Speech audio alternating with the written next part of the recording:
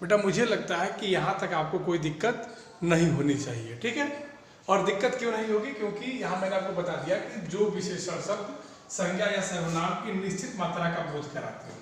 निश्चित मात्रा कैसे होगी, जैसे हम लिख दें 10 किलो चीनी, एग्जाम्पल इधर लिख देते हैं, इसको मिटा देते हैं ताकि आपको कंफ्यूजन ना हो। तो इसको मिटा देंगे तो यहाँ उदाहरण अगर हम क्या लिख देंगे, लिख देते हैं क्या 10 किलो चीनी, 10 किलो चीनी। दूसरा क्या लिख देते हैं 20 किलो चावल, 20 किलो चावल। अब देखिए 10 किलो चीनी और 20 किलो चावल में क्या है कि आप किसी भी पदार्थ संज्ञा या सर्वनाम की निश्चित मात्रा का बोध पा रहे हो। यहां तक क्लियर है, दोनों की निश्चित मात्रा का बोध पा रहे हो। अब वो चाहे जैसे भी हो, लेकिन है तो निश्चित, चाहे 10 किलो चीनी हो चाहे 20 किलो चावल हो, है तो निश्चित। यहां तो कोई डाउट नहीं किसी को। क्लियर हो गई बात। इसी तरह से क्या होगा, अनिश्चित होगा। अब यहां कुछ नहीं करना है, बस ध्यान देना है। यहां हम आगे और बढ़ा देते हैं अनिश्चित वाचक पर, अनिश्चित परिमाणवाचक। तो यहां क्या करना होगा, अनिश्चित कर देना होगा। अनिश्चित मात्रा का बोध कराते हैं, उसे अनिश्चित परिमाणवाचक, ठीक। यहां मात्रा आप मत दीजिए, बस केवल लिख दीजिए कुछ फल लिख दीजिए, ठीक। क्या लिख देंगे, थोड़ा अचार,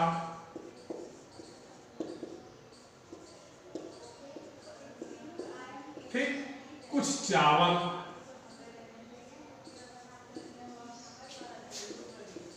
बात क्लियर हो गई। यहां तक किसी को डाउट? चलिए अगला हम लेते हैं संख्यावाचक।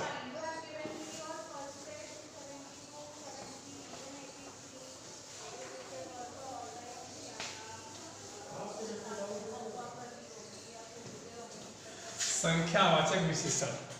संख्यावाचक क्या कहता है,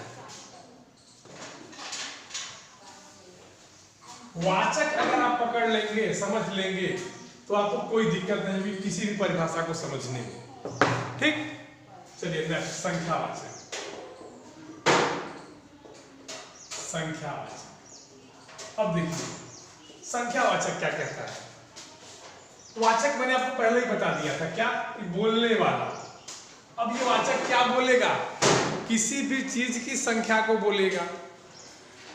संख्यावाचक क्या करेगा कि संज्ञा या सर्वनाम शब्दों की संख्या का बोध कराने वाला क्या होगा, संख्यावाचक होगा। फिर से समझना कि संज्ञा या सर्वनाम की संख्या का बोध कराने वाला। अब संज्ञा या सर्वनाम क्या होगा ये आपको पता है, ठीक। तो इसकी परिभाषा क्या बनेगी, जो शब्द संज्ञा या सर्वनाम की संख्या का बोध करा दे। लिख देते हैं, जो शब्द संज्ञा या सर्वनाम की संख्या का बोध कराते हो या संख्या संबंधी विशेषताओं का बोध कराते हो, सर्वनाम की संख्या संबंधी विशेषताओं का बोध कराते हो।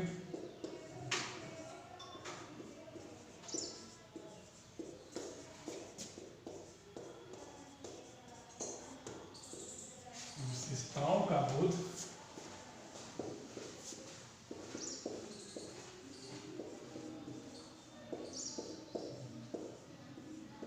कराते हैं, उन्हें संख्यावाचक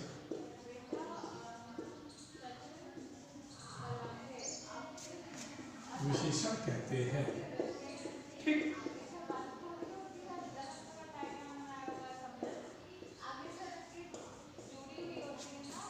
यहां तक सबको लगता है कि किसी कोई दिक्कत नहीं होगी और होनी भी नहीं चाहिए। जैसे हम आपने कहा था ना कि सर 4 लड़के, उसके बाद 10 पतंगे,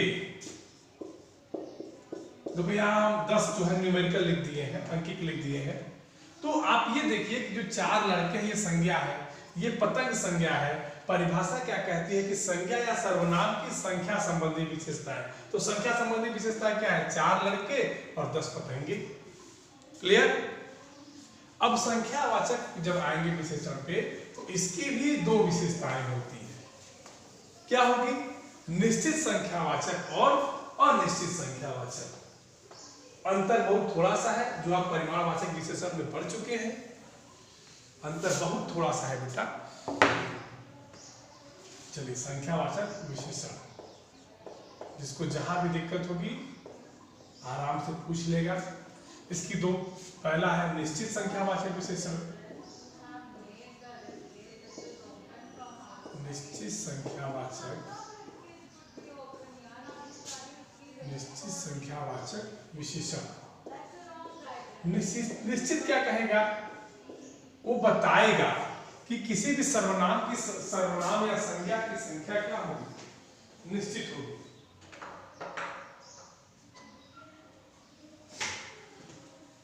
बेटा ये जो निश्चित संख्यावाचक विशेषण है ये हमको बताएगा, क्या बताएगा?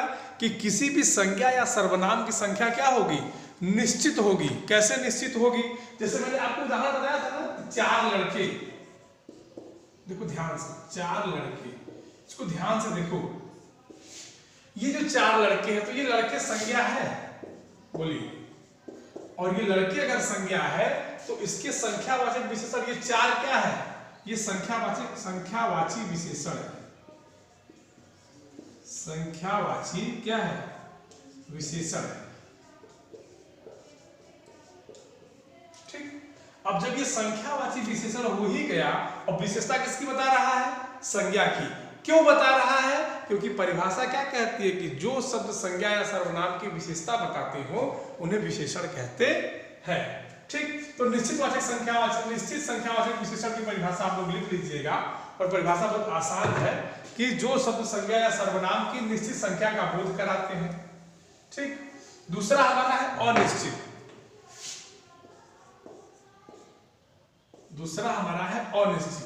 अनिश्चित क्या कहेगा? कि जो शब्द संज्ञा या सर्वनाम की निश्चित संख्या का बोध नहीं कराते, वहां कराते हैं, यहां नहीं कराते हैं। बात क्लियर हो गई? जो शब्द संज्ञा या सर्वनाम की निश्चित विशेषताओं का बोध नहीं कराते उन्हें क्या कहेंगे? बोलिए।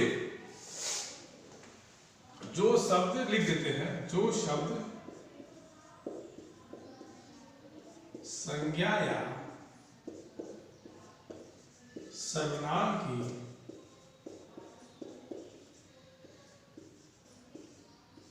निश्चित विशेषताओं का, निश्चित विशेषताओं लिखेंगे कि विशेषण संबंधी विशेषताओं लिखेंगे? क्या लिखेंगे बताइए?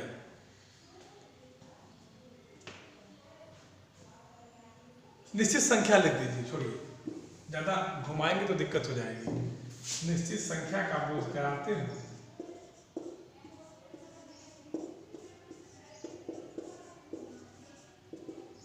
निश्चित संख्या का बोध नहीं कराते हैं।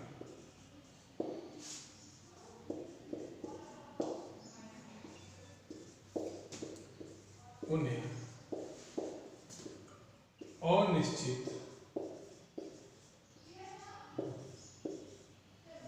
संख्यावाचक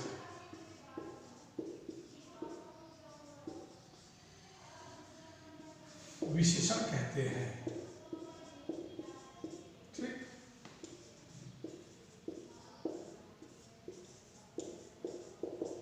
यहां तक बात क्लियर होगी मुझे लगता है सबको। जैसे में क्या होगा बताइए?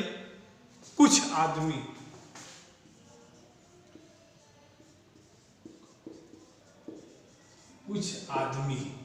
उसके बाद कुछ फल। ठीक। बात क्लियर हो गई ना? जैसे होता है ना, बाजार से कुछ फल लेते आओ, तो संख्या नहीं है, कुछ जो समझ में आए वो लेते आओ। इसके बाद अगला हमारा होगा बेटा, वो क्या होगा? सर्वनामिक या संकेतवाचक। एक एक चीज पर ध्यान दीजिएगा अपने आप बात क्लियर हो जाएगी, ठीक है। सर्वनामिक या संकेतवाचक, इसको मिटा देते हैं।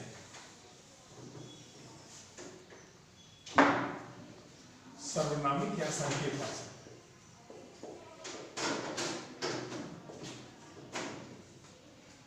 यहां लिख देते हैं संकेत।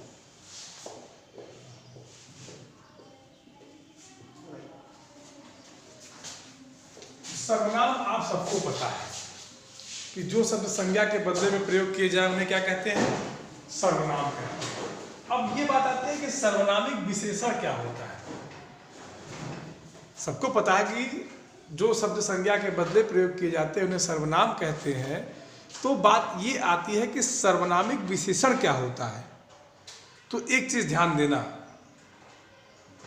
कि कभी कभी ऐसा होता है कि ये जो सर्वनाम ही है यही विशेषण के रूप में प्रयोग हो जाता है।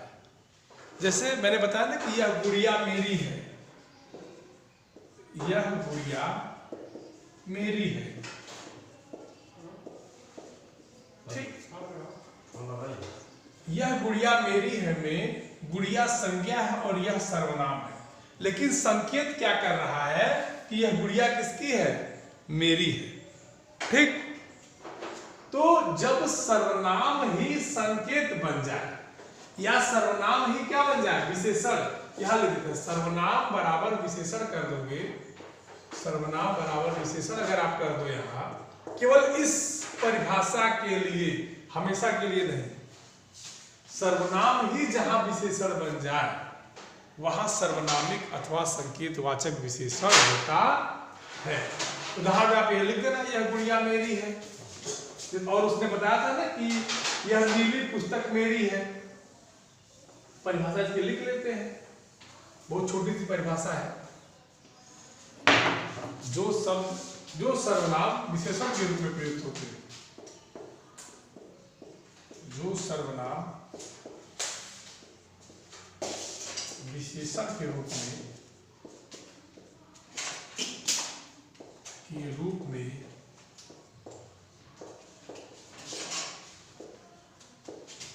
प्रयुक्त होते हैं माने प्रयोग में आते हैं, कंफ्यूज मत होना,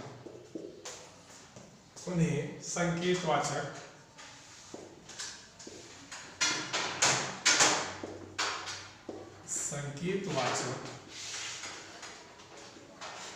या सर्वनामिक विशेषण कहते हैं।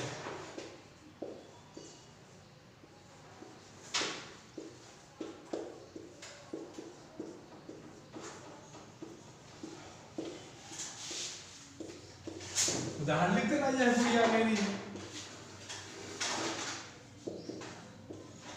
यह गुड़िया क्या है, मेरी है, ठीक। वह कार नहीं है, लिख दो, वह कार नहीं है, सब संकेतवाचक है। कार तो है लेकिन भी संकेत क्या है कि नहीं है। क्लियर, चलिए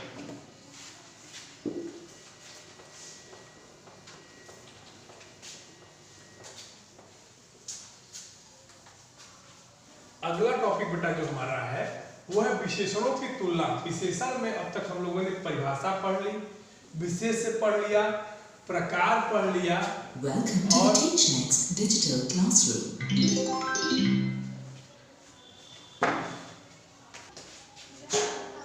तो बेटा जो हमारा अगला टॉपिक है वो है विशेषणों की तुलना। अब देखिए विशेषणों की तुलना होगी कैसे, लिख तो दिया गया, किताब लिखने वाले ने लिख दिया कि विशेषणों की तुलना, लेकिन ये तुलना होगी कैसे। विशेषणों की तुलना नहीं होती है, विशेषताओं की तुलना होती है, याद रखना। और विशेषताएं किसकी होंगी, संज्ञा या सर्वनाम की। परिभाषा के अनुसार संज्ञा या सर्वनाम के विशेषता बताने वाले शब्दों को विशेषण कहते हैं। तो विशेषणों की तुलना कैसे होगी, विशेषताओं से होगी। ध्यान देना, विशेषणों की तुलना किससे होगी, विशेषताओं से होगी। और वो विशेषताएं किसकी होंगी, किसी व्यक्ति की होंगी, किसी वस्तु की होगी, या किसी संज्ञा या सर्वनाम चीज की, ठीक। इनकी विशेषताओं की जब तुलना करेंगे तो विशेषण की तुलना मानी जाएगी। ठीक, अब देखिए, अब ये कितने प्रकार के होते हैं, परिभाषा लिख लीजिएगा। व्यक्ति वस्तु या किसी वस्तु या व्यक्ति की स्थिति की तुलनात्मक अवस्था को बताने वाला विशेषणों की तुलना कहते हैं। इसकी 3 अवस्थाएं होती हैं बेटा। पहला होती है मूलावस्था।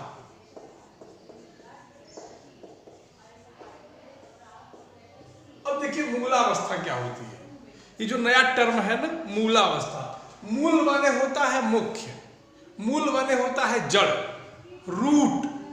तो मूलावस्था क्या कहती है कि अगर ये व्यक्ति किसी अपनी मुख्य अवस्था में, तो इसकी तुलना नहीं होगी, इसमें तुलना नहीं होती है। लिख देते हैं, इसमें तुलना नहीं होती है।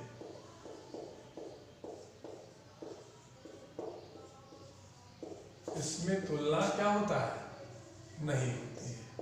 क्लियर हो गई बात? तुलना किससे नहीं होगी? किसी भी व्यक्ति से किसी व्यक्ति की तुलना नहीं होगी, क्योंकि क्या है, वो अपने मूल रूप में है। ठीक, जैसे सुंदर, अच्छा,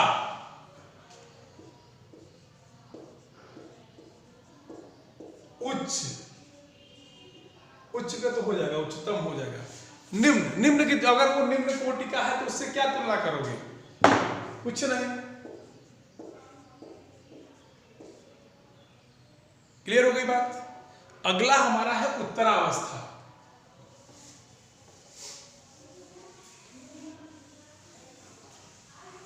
अगला जो हमारा है वो है उत्तरावस्था।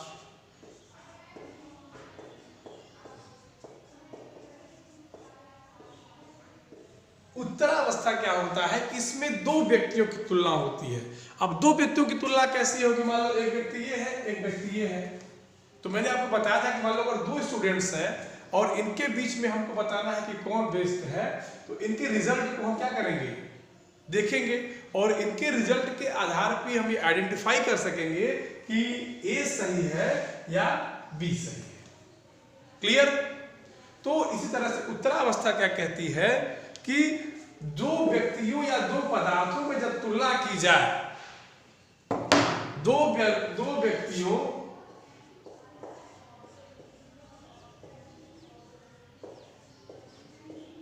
या पदार्थों की, 2 व्यक्तियों या पदार्थों की तुलना की जाए। ठीक, तुलना किसकी की जाएगी? याद रखना, जब भी तुलना होगी विशेषताओं की होगी। जैसे बताओ, सुंदर, निम्नतम,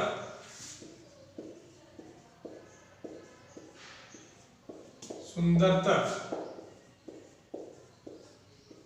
क्लियर? अगला हमारा है उत्तमावस्था। उत्तमा,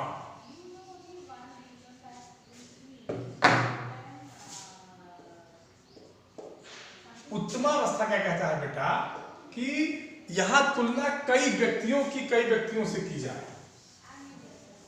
ठीक, 1, 2 या 2 से अधिक व्यक्तियों की जब तुलना की जाती है तो वहां उत्तमावस्था होता है। क्लियर? 2 या 2 से अधिक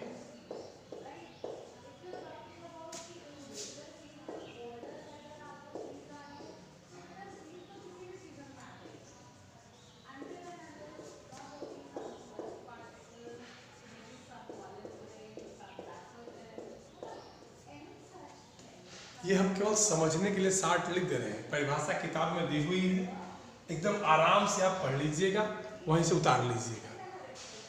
ठीक है ना? 2 या 2 से अधिक व्यक्तियों की जब तुलना होगी तो वहां उत्तमावस्था होगी। क्लियर? जैसे निम्नतम, ठीक, सुंदरतम। जैसे मैंने बताया था ना कि इस क्लास में, जब क्लास में कई बच्चे हों और उसमें से किसी एक को बताना है कि सबसे तेज लड़का है, तो हम क्या करेंगे? तो जिससे मालूम होता है इस क्लास में बहुत से बच्चे हैं, ABCD जितने भी हैं, इनको ए मान लो, इनको बी मान लो, इनको सी, इनको डी, इनको ई। अब हमको बताना है कि इन पांचों में से सबसे तेज कौन है। तो हम क्या करेंगे, इनके इनके इनके इनके रिजल्ट को क्या करेंगे, देखेंगे, और इसमें से जिसका सबसे बढ़िया होगा वो क्या हो जाएगा, उत्तम हो जाएगा। मान लो ई का है तो ई क्या हो गया, उत्तम हो गया। बात क्लियर? ओके क्लास, अगली क्लास में बेटा हम पढ़ेंगे विशेषण की रचना, विशेषण कैसे बनते हैं। तो उसके बीच में अगर आपको कोई दिक्कत होगी तो आप लोग हमसे पूछ सकते हैं। Okay, thank you all of you.